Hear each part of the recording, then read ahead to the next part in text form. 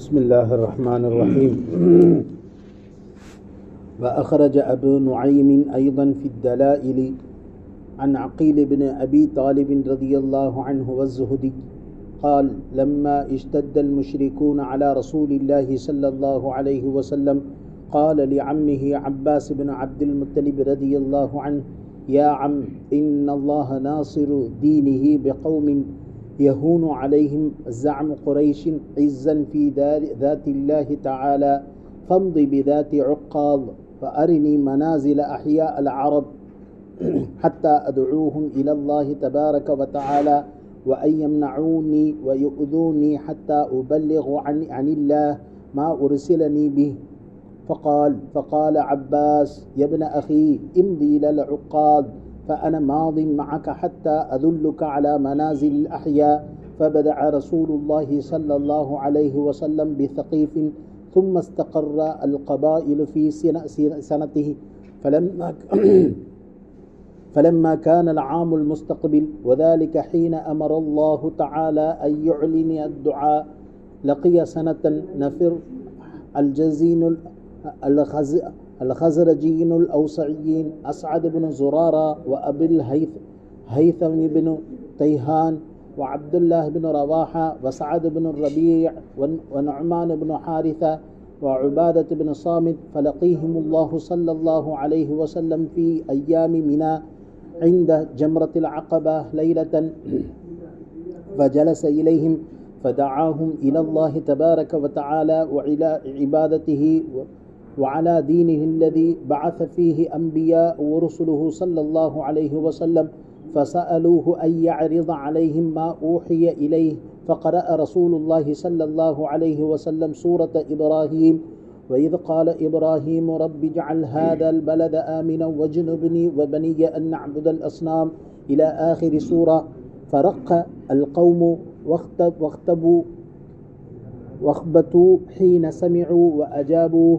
فمر العباس بن عبد المطلب وهو يكلمهم ويكلمونه، فعرف صوت النبي صلى الله عليه وسلم فقال: يا ابن أخي، من هؤلاء الذين عندك؟ قال: يا عم، سكان اليثرب أوسع الخزرج، قد دعوتهم إلى دعوته إليه من قبلهم من الأحياء فأجابوني وصدقوني، وذكرهم أنهم يخرجونهم إلى بلادهم. فنزل عباس بن عبد المطلب وعقل راحلته، ثم قال لهم: يا معشر الأوس والخزرج، هذا ابن أخيه وهو أحب الناس إلي، فإن كنتم صدقتموهم وآمنتم به وأردتم إخراجه معكم، فإني أريد أن آخذ عليكم موثقا تطمئن به نفسي، ولا تخوضونه وتغرونه، فإن جيرانكم اليهود واليهود له عدو ولا آمن مكروه عليه. فقال أسعد بن زرارة: وشق عليه قول عباس حين اتهم عليه سعد بن أصحاب زرارة، فقال: يا رسول الله، إئذن لنا فنجيبه غير مهتمين بصدقه ولا معرضين لشيء مما تكره إلا تصديقا لإجابتنا إياك إلى آخر. அல்ஹம்துலில்லாஹ். நபி ஸல்லல்லாஹு அலைஹி வஸல்லம் அவர்கள் ஹஜ்ஜுடைய நேரத்தில் உலகத்திலிருந்து எல்லா இடங்களிலும் வந்திருக்கக்கூடிய ஹாஜிகள்கிட்ட இந்த இஸ்லாமிய அழைப்பு பணி செய்கிறது சம்பந்தமான தொடர்ந்து யூசுப் ரஹிமஹுமுல்லா அந்த ஹதீஸை பதிவு செய்து கொண்டே வர்றாங்க. தாரீக் ஆசார் இந்த இடத்துல ஸல்லல்லாஹு அலைஹி வஸல்லத்துடைய எந்த அளவுக்கு பேராசை கொண்டவர்களாக இருந்திருக்கிறாங்க, எவ்வளவு முறை நபி ஸல்லல்லாஹு அலைஹி வஸல்லம் அவர்களுக்கு சொல்லாலும் செயலாலும் துன்பம் கொடுக்கப்பட்டிருந்தாலும் நபி அவர்கள் எவ்வளவு இஸ்திகாமத்தாக இந்த வேலையை தொடர்ந்து செய்து கொண்டே இருந்திருக்கிறாங்க. இந்த அழைப்பு பணியை ஒருபோதும் ஸல்லல்லாஹு அலைஹி வஸல்லம் அவர்கள் விட்டுவிடவில்லை, தொடர்ந்து செய்து கொண்டே இருந்தாங்க. அப்போ நேற்று வாசிக்கப்பட்ட ஹதீஸில் ஒரு மனிதன் தொடர்ந்து இந்த வேலையை செய்து கொண்டிருக்கும் பொழுது ஒரு மாயூஸ் நிராசையுடைய நேரத்தில் இது இனிமே முடியாதோ என்ற எண்ணம் வரும் பொழுது அல்லாஹ்வினுடைய உதவி அந்த இடத்துல வந்துடுது. தக்னது மின் ரஹ்மத்தில்லா, சத்தியத்தை நம்ம எடுத்து சொல்லிக்கொண்டே இருக்கும் பொழுது இனிமே இந்த கூட்டம் யாரும் நம்மளை ஏற்க மாட்டாங்களோ அப்படின்ற எண்ணம் வரும் பொழுது அந்த இடத்துல நாம் உறுதியாக அல்லாஹ்விடத்தில் நாம் கேட்கும்போது அல்லாஹ் ஜல்ல ஷானஹு வ தஆலா அதற்குரிய வழியை திறந்து தரோம். வல்லதீன ஜாஹது ஃபீனா லனஹ்தியன்னஹும் சுபலனா. அதன் அடிப்படையில் தான் அல்லாஹ் ஜல்ல ஷானஹு வ தஆலா இந்த வேலைக்கு அன்சாரிகளை கபூல் செய்திருக்கிறான் அப்படின்னு சொல்கிறான். அலி ரலியல்லாஹு அன்ஹு அவர்கள் அன்சாரி சஹாபாக்களுடைய சிறப்புகளை தொடர்ந்து சொல்லிக்கொண்டே வர்றாங்க. இந்த மார்க்கத்தை பாதுகாக்கிறதுக்காக வேண்டிய அன்சாரி சஹாபாக்கள் தங்களுடைய குதிரை குட்டியை எப்படி பார்த்து பொத்தி பொத்தி வளர்ப்பார்களோ அதுபோல அன்சாரி சஹாபாக்கள் இந்த தீன மார்க்கத்தை பாதுகாக்கிறதுக்கு தன்னுடைய சொல் செயல், தன்னுடைய பொருளாதாரம், தன்னுடைய மனைவி மக்கள் அத்தனை விஷயத்தையும் அர்ப்பணிப்பு செய்திருக்கிறாங்கன்றதை சொல்லி காமிக்கிறாங்க. அதன் அடிப்படையில் 2வது பாகத்தில் சொல்கிறது போலவே ஸல்லல்லாஹு அலைஹி வஸல்லம் அவர்கள் மக்காவில் எத்தனை ஆண்டு காலங்கள் வாழ்ந்தாங்க அப்படின்றத ஒரு குறைஷி கவிதை சொல்லி காட்டுறது மாதிரி கடைசி வாசகத்தில் ஸல்லல்லாஹு அலைஹி வஸல்லம் 10 இன்னும் அதோடு சில சொற்ப நாட்கள் அந்த மக்காவில் இந்த அழைப்பு பணியை தொடர்ந்து செய்து கொண்டே இருந்திருக்கிறாங்க. இப்போ அடுத்து கடைசியாக இன்றைக்கு வரக்கூடிய இந்த தொடரில் இப்னு அப்பாஸ் ரலியல்லாஹு அன்ஹுடைய ரிவாயத்தின்படி நபி ஸல்லல்லாஹு அலைஹி வஸல்லம் அவர்கள் இன்றைய ஹதீஸில் கிடைக்கக்கூடிய மிக முக்கியமான முதல் விஷயம் என்ன அப்படின்னா, ஸல்லல்லாஹு அலைஹி வஸல்லம் அவங்க எந்த ஒரு நேரத்திலையும் எல்லா கபீலாட்டையும் போகிறதுல அதே ஃபிக்ருடையவர்களாக இருந்திருக்கிறாங்க. தூங்கும்போதும் சரி, நடக்கும்போதும் சரி, இந்த உம்மத்திற்கு எப்படியாவது இந்த மார்க்க பணியை எத்தி வைத்து விடக்கூடாதா என்ற ஃபிக்ருடையவர்களாக இருந்திருக்கிறாங்க. அதனால தான் தன்னுடைய அப்பாஸ் ரலியல்லாஹு அன்ஹு அவர்களை உடனே உக்காது என்ற கடை விதிக்கு என்னை அழைத்து செல்லுங்கன்னு சொல்லி கேட்குறாங்க. அவங்களும் எந்த விதமான சுணங்களும் இல்லாமல், வேலை இருக்குது என்று எந்த விதமான காரணங்களும் சொல்லாமல் உடனே ஸல்லல்லாஹு அலைஹி வஸல்லம் அவர்களை உக்கால் என்ற அந்த சூக்குக்கு நபி ஸல்லல்லாஹு அலைஹி வஸல்லம் அவர்களை அழைத்து செல்கிறாங்க. அப்போ தீனுக்கு எப்பொழுதெல்லாம் நாம் நுஸ்ரத்துடையவர்களாக இருக்கிறோமோ அல்லாஹ் ஜல்ல ஷானஹு வ தஆலா அவரை கொண்டு நிறைய தீனுடைய வேலைகளை அவரை கொண்டு அல்லாஹ் வாங்கி கொள்கிறான். 2வது விஷயம், உக்கால் என்ற கடைவீதிக்கு போனோன்னே நாம் நபி ஸல்லல்லாஹு அலைஹி வஸல்லம் அவர்கள் சில கூட்டத்தினருக்கு அழைப்பு கொடுக்குறாங்க. அழைப்பை கொடுத்தோன்னே ஒரு சில கூட்டங்களுக்கு அல்லாஹ் ஜல்ல ஷானஹு வ தஆலா ஹிதாயத்தை நசீபாக்கி வைக்கிறார். அப்போ இந்த அழைப்பு பணியை செய்யும் பொழுது குர்ஆனினுடைய வசனங்களை ஸல்லல்லாஹு அலைஹி வஸல்லம் அவர்கள் ஓதி காமிக்கிறாங்க. சூரத்துல் இப்ராஹீமில் சில வசனங்கள், அந்த வசனத்தை ஓதி காமித்த உடனே அவர்களுடைய உள்ளம் இலக ஆரம்பிக்குது. நம்ம அல்லாஹுடைய பாதையில் சாத்திகளை சந்திக்கும் பொழுது, முலாக்காத்தில் இருக்கும் பொழுது அல் குர்ஆனுடைய வசனத்தை விட மிகச்சிறந்த ஒரு ஆயுதம் வேறு எதுவுமே. அல் குர்ஆனை ஓதுறது, அவர்கள்ட்ட காதில் விழுக வைக்கிறது. ஏன்னா இந்த அல் குர்ஆனுடைய வாசகங்கள் இருக்கிறதே ஒவ்வொரு எழுத்துக்கும் மத்தியில் அல்லாஹ் தன்னுடைய நூரை வைத்திருக்கிறான். அந்த நூர் எப்படி இருக்கும்னா, நேரடியாக சமாத்துடைய விஷயத்திலையும் சரி உள்ளத்தோடு அது தொடர்பை ஏற்படுத்தி கொண்டிருக்கும். அந்த ரூஹுக்கு உரிய ரிதா, ரூஹை ஆத்மாவை அந்த ஆன்மீக பசியை சரி செய்யக்கூடிய ஒரு விஷயத்தை அல்லாஹ் ஜல்ல ஷானஹு வ தஆலா அல் குர்ஆனினுடைய ஹுரூஃபுகளுக்கு மத்தியில் வைத்திருக்கிறார். அந்த ரூஹுடைய ரிதாவை அல் குர்ஆனினுடைய ஹுரூஃபுகளுக்கு மத்தியில் வைத்திருக்கிறான். அப்போ நாம் அல் குர்ஆனினுடைய வசனங்களை ஓதும் பொழுது ரூஹுக்கு மிகப்பெரிய ஒரு பொக்கிஷம் கிடைத்ததை போல அதை ஏற்றுக்கொள்கிறது. நபி அவர்கள் எப்பொழுது இந்த குர்ஆனினுடைய வசனங்களை இந்த மக்கள்கிட்ட ஓதி காண்பித்தார்களோ அவர்களுடைய உள்ளங்கள் எல்லாம் இலக ஆரம்பித்தது. மீண்டும் மீண்டும் நபி அவர்களிடத்திலிருந்து இந்த வாசகத்தை கேட்க ஆரம்பித்தார்கள் அப்படின்னு வருது. எந்த அளவுக்கு ஸல்லல்லாஹு அலைஹி வஸல்லம் அவர்கள் இந்த அழைப்பு பணியில் உத்வேகமாக இருந்திருக்கிறாங்கன்னா, கூட்டிட்டு வந்த அப்பாஸ் ரலியல்லாஹு அன்ஹு எங்கிட்டு போனாருன்னு தெரியல. அவங்க நபி அவர்களை தேடி வேற ஒரு சைடு போயிட்டாரு. ஸல்லல்லாஹு அலைஹி வஸல்லம் அவர்கள் கண்ணில் பட்ட கூட்டங்களை எல்லாத்தையும் அழைப்பு கொடுக்க ஆரம்பிச்சுக்கிட்டே இருக்கிறாங்க. இது போதுமா, இதோடு நிப்பாட்டிக்கிறோமா என்று நபி அவர்கள் யோசித்ததே இல்லை. தொடர்ந்து இந்த அழைப்பு பணியை செய்து கொண்டே இருக்கிறாங்க. அடுத்து இந்த சம்பவத்தின் மூலமாக வழங்கக்கூடிய அடுத்த ஒரு படிப்பினை என்ன அப்படின்னா, நம்ம கூட வரக்கூடிய நேரத்தில் ஒரு தலீலாக நம்ம போகிறோம். போகக்கூடிய நேரத்தில் கேட்கக்கூடியவர்கள், அதாவது இந்த அழைப்பு பணியில் நம்ம கேட்க முத்தக்கல்லியும் பேசும் பொழுது நம்ம அமைதியாக இருக்கிறது. அது இல்லாமல் நாம் என்ன செய்கிறது, நாமளும் சேர்ந்து பேசும் பொழுது முத்தக்கல்லியும் என்ன நோக்கத்தை வெளிப்படுத்துகிறாரோ அந்த நோக்கத்தின் சென்றடைவதில் பாதிப்பு ஏற்படலாம். 2வது, முத்தக்கல்லிமோடு சேர்ந்து நாமளும் ஏதாவது ஒரு விஷயத்தை சொல்ல சாமியன்கள் வேற மாதிரி புரிந்து கொள்ளக்கூடிய ஒரு சூழ்நிலை ஏற்படலாம். அதனால் முத்தக்கல்லிம் ஒரு விஷயத்தை பேசிக்கொண்டே இருக்கும் பொழுது நாம் அமைதியாக காது தாழ்த்தி கேட்கிறது. ஸல்லல்லாஹு அலைஹி வஸல்லம் அவர்கள் இந்த கூட்டத்திட்ட அழைப்பு கொடுத்து கொண்டே இருக்கிறாங்க. இடையில அப்பாஸ் ரலியல்லாஹு அன்ஹு குறுக்கிட்டு சில விஷயங்கள் சொல்றாங்க. சொல்லும் பொழுது யாரெல்லாம் அழைப்பு கொடுக்கப்பட்டார்களோ அவுஸ் ஹஸரஜுடைய கூட்டத்தினர் சிலர் முன் வந்து கொஞ்சம் தன்னுடைய அதிருப்தியை வெளிப்படுத்துறாங்க. யாருக்கு? அப்பாஸ் ரலியல்லாஹு அன்ஹுடைய பேச்சின் மீது தன்னுடைய அதிருப்தியை வெளிப்படுத்துறாங்க. எந்த மாதிரி பேசினாரு? நபி அவர்கள் மீது நல்ல நோக்கத்தில் தான் இந்த விஷயத்தை சொன்னார். ஆனால் இந்த விஷயம் சொன்ன விஷயம் அவுஸ் ஹஸரஜுடைய கூட்டத்தினுடைய சில நபர்களுக்கு பிடிக்கவில்லை. அப்போ அவங்க அதிருப்தியை வெளிப்படுத்தினாங்க. அதற்கு பிறகு ஸல்லல்லாஹு அலைஹி வஸல்லம் அவர்கள் தன்னுடைய முழு ஈமானை அந்த அவுஸ் ஹஸரஜ் வெளிப்படுத்தி அதற்கு பிறகு சூழ்நிலைகள் சரியாக்கப்பட்டது அப்படின்ட்டு ரிவாயத்துக்களில் பார்க்கணும். அப்போ இந்த படிப்பினை நாம் தொடர்ந்து எடுத்துக்கிறது. சரி, இப்போ சம்பவத்துக்குள்ளே வருவோம். பிஸ்மில்லாஹிர் ரஹ்மானிர் ரஹீம். நபி ஸல்லல்லாஹு அலைஹி வஸல்லம் அவர்கள் அப்பாஸ் ரலியல்லாஹு அன்ஹு சொல்லி கேட்குறாங்க, எந்த கூட்டத்தை அல்லாஹ் ஜல்ல ஷானது குறைஷிகள் கேவலமாக கருதி கொண்டிருந்தார்களோ அந்த கூட்டத்தை வைத்தே அல்லாஹ் ஜல்ல ஷானஹு வ தஆலா தீனுக்கு உதவி செய்ய வேண்டும் என்று நாடி இருக்கிறார். எனவே வாங்க மறுபடியும் நம்ம உட்கார்ந்துன்ற கடைவீதிக்கு போய் நம்ம அல்லாஹ் எனக்கு கொடுத்த பொறுப்பை நான் நிறைவேற்றுவதற்காக வேண்டி நான் ஆசைப்படுறேன். நீங்கள் உட்கார்ந்துன்ற கடைவீதியில் காமித்து யார் யார் எந்தெந்த கூட்டம் எந்தெந்த கபீலாக்கள் எந்தெந்த இடத்துல தங்கி இருக்கிறார்களோ அவர்களை எனக்கு காட்டுங்க அப்படின்னு சொல்ல அப்பாஸ் ரலியல்லாஹு அன்ஹு உடனே எழுந்து போய் கூட்டத்தோட உட்கார்ந்துன்ற கடைவீதிக்கு அழைத்து சென்று காட்ட ஆரம்பிக்கிறாங்க. அந்த கூட்டத்துடைய அதிகமான கூட்டத்தினால ஸல்லல்லாஹு அலைஹி வஸல்லம் ஒரு பக்கமும் அப்பாஸ் ரலியல்லாஹு அன்ஹு இன்னொரு பக்கமும் போயிடுறாங்க. நபி ஸல்லல்லாஹு அலைஹி வஸல்லம் ஒவ்வொரு கூட்டத்திடத்திலிருந்தும் அவங்க இந்த அழைப்பு பணியை செய்து கொண்டே இருக்கிறாங்க. ஆரம்பி அப்படின்னு சொல்லிடனோன்னு நபி ஸல்லல்லாஹு அலைஹி வஸல்லம் அவங்களும் இவங்களும் பிரிஞ்சுட்டாங்க. அடுத்து அவுஸ் ஹஸ்ரஜ் இந்த ரெண்டு கூட்டத்தை ஸல்லல்லாஹு அலைஹி வஸல்லம் அவர்கள் அழைப்பு கொடுக்குறாங்க.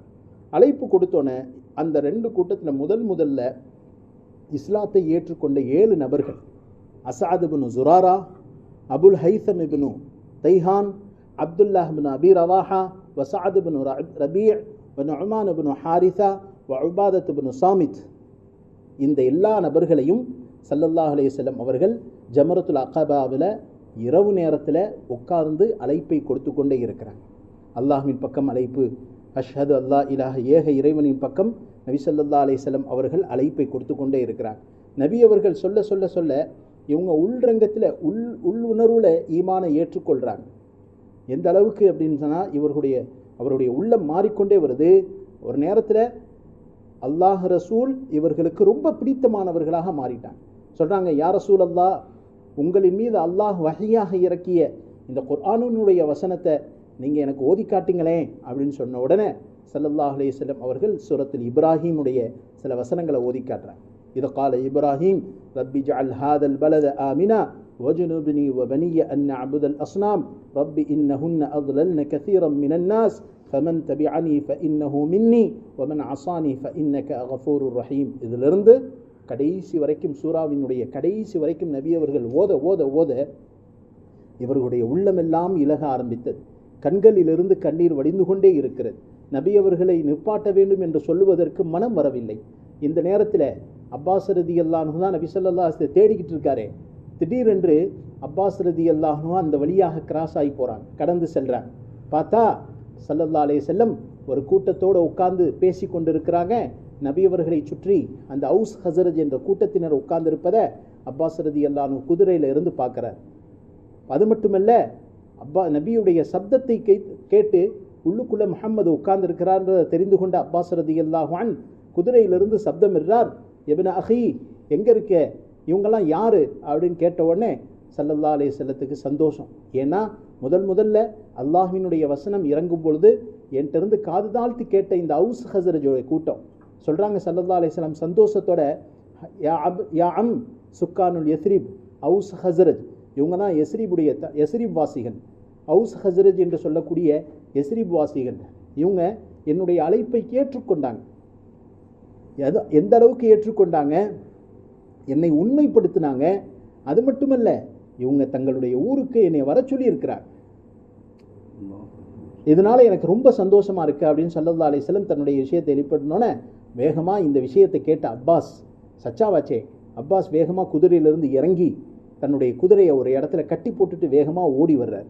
ஓடி வந்து, யா மாஷர் அல் அவுஸ் ஹஸரஜ், அவுஸ் ஹஸரஜுடைய கூட்டமே, இவர் தான் என் சகோதரருடைய மகன், இவர் எனக்கு ரொம்ப பிடிக்கும், இவரை எனக்கு ரொம்ப பிடிக்கும், நீங்கள் இவரை உண்மைப்படுத்தியதாக இவர் என்கிட்ட சொல்கிறார், இவரை நீங்கள் உண்மைப்படுத்தி இருக்கிறீங்க என்பதாகவும், இவரை நீங்கள் ஈமான் கொண்டு இருக்கிறீர்கள் என்பதாகவும், அது மட்டுமல்ல இவரை உங்களோட நீங்கள் கூப்பிட்டு போகிறதாகவும் இவர் என்கிட்ட சொல்கிறார். எனவே உங்கள்கிட்ட இருந்து ஒரு ஒப்பந்தத்தை எடுக்கிறேன். என்ன ஒப்பந்தம்? இந்த ஒப்பந்தம் உங்கள் மீது நம்பிக்கையற்ற நிலையில் இல்லை, என்னுடைய உள்ளத்துடைய நிம்மதிக்காக வேண்டி இந்த ஒப்பந்தத்தை எடுக்கிறேன். என்ன ஒப்பந்தம் தெரியுமா? இவரை நீங்கள் மோசடி செய்து விடக்கூடாது, இவரை நீங்கள் ஏமாற்றி விடக்கூடாது. ஏன் இதை நான் சொல்கிறேன்? உங்கள் மீது தவறான எண்ணத்தில் இதை நான் சொல்லலை.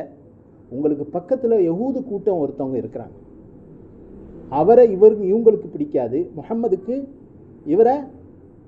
அந்த கூட்டத்திற்கு இவரை பிடிக்காது. எனவே அதனால் உங்களை நான் பயப்படுறேன். அதனால் நீங்கள் என்ன செய்யக்கூடாது? இந்த ஒப்பந்தத்தை எடுக்கணும். என்ன ஒப்பந்தம்? இவரை நீங்கள் மோசடி செய்து விடக்கூடாது, இவரை நீங்கள் ஏமாற்றி விடக்கூடாது அப்படின்னு இந்த விஷயத்தை தான் சொன்னார் அப்பாஸ் ரலியல்லாஹு. வந்துச்சு பாருங்க அஸாத் இப்னு ஸுராராவுக்கு கோபம். இங்கேருந்து ஒரு நீண்ட ஒரு பிரசங்கத்தை அஸாத் இப்னு ஸுராரா அந்த அவுஸ் ஹஸரஜுடைய கூட்டத்தினது. ஏன்னா இன்னொரு ரிவாயத்தின்படி அஸாத் இப்னு ஸுராராவிற்கும் யூதர்களுக்கும் மத்தியில் நல்ல ஒரு ஒருங்கிணைப்பு இருந்துச்சு. அஸாத் இப்னு ஸுராராவுடைய கூட்டத்திற்கும் யூதர்களுக்கும் மத்தியில் ஒரு ஒற்றுமை இருந்தது என்பதாகவும் சொல்லப்படுது. இன்னொரு ரிவாயத்தின்படி இவர் வேகமாக எந்திரிச்சாரு அப்படின்னு சொன்னால் ஒரு கருத்து சொல்ல வர்றாரு, மிக நீண்ட ஒரு கருத்தை சொல்ல வர்றார். என்ன அப்படின்னா, முஹம்மதுடைய சொல்லுக்காக வேண்டி எங்களுடைய உறவினர்களையும் எங்களுடைய நெருக்கமான சிலர்களையும் நாங்கள் பகைமையாக்கி கொண்டோம். அது மட்டுமல்ல, இப்படியெல்லாம் நாங்கள் பெரிய தியாகம் செஞ்சு வந்திருக்கிறோம். என்னென்ன தியாகம் அப்படின்றத அஸாத் இப்னு ஸுராரா தொடர்ந்து தன்னுடைய வரியில சொல்றார். அதே நேரத்தில் அஸாத் இப்னு ஸுராரா இன்னொரு விஷயத்தையும் சிந்தனையில் வைக்கிறார். என்ன விஷயம்? இப்னு அப்பாஸ் ரலியல்லாஹு இந்த மாதிரி சொல்லிட்டார், ஒப்பந்தம் எடுக்கணும், ஏமாற்றக்கூடாது அப்படின்னு. அவருடைய உள்ளமும் கோணிவிடக்கூடாது. ஏன்னா நபி அப்பாஸ் ரலியல்லாஹு விருப்பப்படுறாங்க, அப்பாஸ் ரலியல்லாஹு நபியை விருப்பப்படுறாங்க. இந்த நேரத்தில் நான் ஒரு கருத்தை சொல்லி அது அப்பாஸுக்கு மனது கஷ்டத்தை ஏற்படுத்தினா அது முஹம்மதுக்கும் அது வேதனையை தரும். அதனால அஸாத் இப்னு ஸுராரா வேகமாக எழுந்து நபி அவர்களின் பக்கம் முன்னோக்கி சொல்றாரு, யா ரசூலல்லாஹ், அப்பாஸ் இந்த மாதிரி வார்த்தையை சொல்றார். என்ன, நாங்கள் அவரை ஏமாத்திடுவோம், உங்களை நாங்கள் ஏமாத்திடுவோமா, நாங்கள் உங்கள் மீது மோசடி செய்து விடுவோமா? நான் ஒரு கருத்து சொல்லட்டுமா? இந்த கருத்தின் மூலமாக அப்பாஸை நான் இட்டுக்கட்டியதன்படி ஆகாது, அப்படி அவருடைய மனம் கொண்ணாத வகையில் அவர் உள்ளம் கஷ்டப்படாத வகையில் ஒரு கருத்து சொல்லுவதற்கு எனக்கு அனுமதி தருகிறீர்களா அப்படின்னு சொல்லி அஸாத் இப்னு ஸுராரா நபி ஸல்லல்லாஹு அலைஹி வஸல்லம் அவர்கள்ட்ட அனுமதி கேட்குறார். நான் சொல்லுவேன் ஒரு கருத்து, அதனால் அவர் அப்பாஸுக்கு கஷ்டம் ஏற்படாது, ஆனால் உண்மையைத்தான் சொல்லுவேன் அப்படின்னு சொல்லி அஸாத் இப்னு ஸுராரா நபி ஸல்லல்லாஹு அலைஹி வஸல்லம் அவர்கள்ட்ட அனுமதி கேட்க ஸல்லல்லாஹு அலைஹி வஸல்லம் சொன்னாங்க, நீ உன்னுடைய கருத்தை சொல், ஆனால் அவரை நீ இட்டுக்கட்டி விடக்கூடாது, அவருடைய உள்ளம் உடைத்து விடாத மாதிரி நீ கருத்து சொல்லுவதற்கு உனக்கு அனுமதி இருக்கிறது அப்படின்னு சொல்லும் பொழுது கருத்து சொல்கிறாரு. ஆனால் சொல்லும் பொழுது அப்பாஸ் ரலியல்லாஹு முன்னோக்கி சொல்லலை, நபி அவருடைய முகத்தை பார்த்த வண்ணமே அஸாத் இப்னு ஸுராரா இந்த கருத்து சொல்கிறார். என்ன கருத்து? யா ரசூலல்லாஹ், ஒவ்வொரு அழைப்புக்கும் ஒவ்வொரு தாவத்துடைய வேலைக்கும் ஒரு மென்மையான தன்மை இருக்கிறது, ஒரு கடினமான தன்மை இருக்கிறது. நீங்கள் இந்த தாவத்துடைய அழைப்பை சொல்கிறீங்களே, இது எப்படிப்பட்ட அழைப்பாக இருக்குன்னா, திடீரென்று அல்லாஹ் ஒருவன்தான் எங்கிட்ட சொல்கிறீங்க, இது நாங்கள் எதிர்பார்க்காத ஒரு அழைப்பாக இருக்கிறது. இதுவரைக்கும் நாங்கள் இதை நாங்கள் கேள்விப்படுறோம். அது மட்டுமல்ல, எங்களுடைய மூதாதையர்கள் வணங்கி கொண்டு வந்த தெய்வத்தை நீங்கள் விட்டுவிட வேண்டும் அப்படின்னு சொல்கிறீங்க. இதுவும் எங்களுக்கும் கஷ்டம்தான். எங்களுடைய நாங்கள் தொன்று தொட்டு வணங்கி வந்த தெய்வங்களை எல்லாத்தையும் நீங்கள் விட்டுருங்க, ஒரே இறைவனின் பக்கம் வாருங்கள் அப்படின்னு நீங்கள் அழைப்பு கொடுத்தீங்க. எங்களுக்கு கஷ்டமாக இருந்தது, இருந்தாலும் அஜம்னா இலா தாலிக், அதைகளை நாங்கள் ஏற்றுக்கொண்டோம், மனப்பூர்வமாக நாங்கள் ஏற்றுக்கொண்டோம். அது மட்டுமல்ல, எங்களில் இருந்த எங்களுடைய நெருக்கமான உறவினர்களை துண்டிக்க வேண்டும் என்று இந்த தாவத்தின் மூலமாக நீங்கள் நாடுறீங்க. அதாவது எங்களுடைய சொந்தக்காரங்கள்லாம் ஒரு கூட்டமாக ஒரு கடவுளை வணங்கி கொண்டிருப்பாங்க, அந்த வணக்கத்திற்குரிய கடவுள்களை எல்லாத்தையும் விட்டுருங்க, எங்களுடைய உறவினர்கள் வணங்கும் கடவுளைகள் எல்லாத்தையும் விட்டுருங்க, எங்களுடைய பக்கத்து வீட்டுக்காரங்க வணங்கும் கடவுளை எல்லாத்தையும் விட்டுருங்க, அல்லாஹ்வின் பக்கம் வாங்க அப்படின்னு சொல்லி உறவை துண்டிக்கக்கூடிய விஷயத்தையும் நீங்கள் செய்கிறீர்கள். அது எங்களுக்கு ரொம்ப கஷ்டம். இருந்தாலும் ஃபாஜபுனா லிதாலிக், உங்களுடைய சொல்லுக்காக வேண்டி இவைகளை நாங்கள் ஏற்றுக்கொண்டோம். அது மட்டுமல்ல, எங்களுடைய கூட்டம் இருக்கிறதே மிக கண்ணியம் வாய்ந்த கூட்டம். இப்போ நாங்கள் இருக்கிற கூட்டம் இருக்கிறதே கண்ணியம் வாய்ந்த கூட்டம். அது மட்டுமல்ல, தற்காப்பு கலையில் உயர்ந்த கூட்டம். அப்படிப்பட்ட கூட்டத்தை துண்டித்து விட்டு இந்த ஒரு நபரை தலைவராக ஆக்க வேண்டும் சொல்றீங்க. எப்படிப்பட்ட நபர் தெரியுமா? தன்னுடைய கூட்டத்தினாலேயே அவர் துண்டித்து விடப்பட்ட ஒரு நபரை, அதாவது முஹம்மது ஸல்லல்லாஹு அலைஹி வஸல்லம், தன்னுடைய கூட்டத்தின் நபர்னாலேயே ஏற்றுக்கொள்ள முடியாத தன் கூட்டத்தினுடைய பெரும் பெரும் தலைவர்களால் தூக்கி எறியப்பட்ட ஒரு நபரை தலைவராக ஏற்றுக்கொள்ள வேண்டும் அப்படின்னு சொல்றீங்க. அது எங்களுக்கு மிகப்பெரிய கஷ்டமாக இருந்தது. அதையும் நாங்கள் ஏற்றுக்கொண்டு தான் இருந்தோம். ஸல்லல்லாஹு அலைஹி வஸல்லத்தை பார்த்து இந்த வார்த்தையை சொல்றாரு. அப்படி இருந்தும் நாங்கள் ஏற்றுக்கொண்டு தான் இருந்தோம். இந்த செய்தி நீங்கள் சொல்லக்கூடிய எல்லா விஷயமும் எங்களுக்கு கஷ்டத்தை தருகிறது. அப்படிப்பட்ட நிலையிலேயே அல்லாஹ் ஜல்ல ஷானஹு வ தஆலா எங்களை நேரான வழியின் பக்கம் தான் நாடியவர்களுக்கு கொடுக்கிறான் என்ற உண்மையான எண்ணத்தோடு நாங்கள் ஏற்றுக்கொண்டு எங்களுடைய வீடுகளையும் எங்களுடைய உறவினர்களையும் எங்களுடைய கோத்திரத்தையும் உங்களுடைய சொல்லுக்காக வேண்டி நாங்கள் அனைத்தையும் துறந்து விட்டு நாங்கள் இப்பொழுது வந்து நிற்கிறோம். எங்களை பார்த்து ஏமாத்திராதீங்கன்னு சொல்லி உங்களுக்கு பக்கத்தில் ஒருத்தர் நிற்கிறாரு. இவர் ஏன் எங்களுக்கும் உங்களுக்கு மத்தியில் குறுக்கிடுறார்? இவர் எதுக்காக வேண்டி இந்த மாதிரி வார்த்தையை சொல்லணும்? அப்படியா, விடுங்க. நீங்கள் என்ன ஒப்பந்தம் சொல்கிறீங்க சொல்லுங்க, நாங்கள் எடுக்கிறதுக்கு தயாராக இருக்கோம். நீங்கள் எந்த ஒப்பந்தம் சொல்ல சொல்கிறீங்க? ஏன்னா நாங்கள் ஒரு சத்தியத்தை உங்களிடத்தில் ஒப்பந்தம் எடுக்க போகிறோம் என்று சொன்னால் எங்களுடைய கரங்களுக்கு மேல் அல்லாஹ்வினுடைய கரம் இருப்பதாக நாங்கள் நம்புகிறோம். எங்களுடைய இரத்தத்தை விட உங்களுடைய இரத்தத்தை நாங்கள் முற்படுத்துகிறோம். அனைத்து விஷயத்தையும் எங்களுடைய உயிரை அர்ப்பணிப்பதற்கு நாங்கள் தயாராகிவிட்டோம். எனவே இவர் இந்த மாதிரி எங்களை ஏமாத்திராதீங்கன்னு சொல்லி எந்த விதத்தில் ஒப்பந்தம் எடுப்பதற்கு வந்திருக்கிறார்? ஏன் இப்படி உங்களுக்கு எங்களுக்கு மத்தியில் அவர் வந்து குறுக்கிடணும்?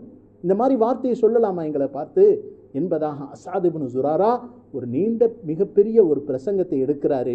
அப்படி எந்த ஒப்பந்தம் எடுக்க வேண்டும் என்று சொல்லுங்கள் யா ரசூலல்லாஹ், நாங்கள் ஒப்பந்தம் எடுப்பதற்கு தயாராக இருக்கிறோம் அப்படின்னு சொன்ன உடனே இதை கேட்ட அப்பாஸ் ரலியல்லாஹு அன்ஹு அவர்கள் சொல்லிட்டாங்க, நான் அந்த நோக்கத்தினால சொல்லலை, நான் வெறும் சாதாரண முஹம்மதை பாதுகாக்க வேண்டும் என்ற நோக்கத்தினாலே சொல்லுகிறேனே தவிர வேற தவறான நோக்கத்தில் சொல்லவில்லை என்பதாக அப்பாஸ் ரலியல்லாஹு அன்ஹு அவர்கள் இந்த சம்பவத்தை சொல்லி முடிக்கிறாங்க. கடைசியாக அவர்கள் நபி ஸல்லல்லாஹு அலைஹி வஸல்லம் அவர்களுடைய உள்ள திருப்திக்காக வேண்டி ஒப்பந்தம் எடுத்ததாகவும் இந்த ஹதீஸில் சொல்லி முடிக்கிறாங்க. சொல்லக்கூடிய நோக்கம் இதுதான். தாவத்துடைய அழைப்பு பணியை நாம் மேற்கொள்ளும் பொழுது அல்லாஹுக்காக வேண்டி சஹாபாக்கள் அனைத்து விஷயத்தையும் துறந்து அனைத்தையும் கொடுப்பதற்கு தயாராகி விட்டாங்க. நாம் இந்த இடத்துல என்ன செய்கிறது?